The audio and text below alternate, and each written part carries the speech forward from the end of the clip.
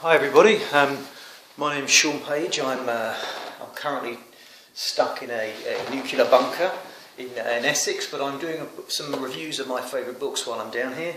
And this is one that I wanted to talk about today, The Church by John McQuaid. Now, I don't need any notes to do this one because I've read it 3 times, which is quite unusual for me. So, and it's probably, a lot of people probably haven't heard of this book.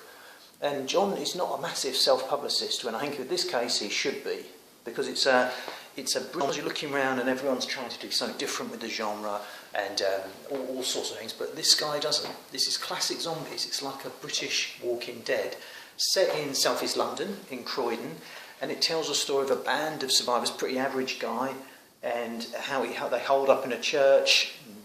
The title might give it away. They hold up in a church and all the stuff that happens. And of course you get the classic stuff that you start to realise that survivors are more scary than the zombies. But it moves along at a pace. When I started reading this, John has short, punchy chapters. So the chapters are not massive. And you find, before you know it, you look at the clock and it's 1 a.m. or something. So that's when I read this back in the world, not here. But yeah, it's great. So the central character, Sam Miller, is a very normal bloke. He's not Superman or anything like that. So it's a really good book. It's not a long book, so I was hoping maybe John would do a sequel.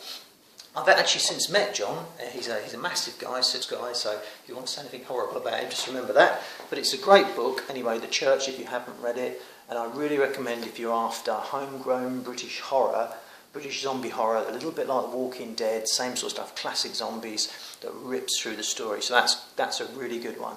So I can recommend John's book, then go and check it out if you haven't.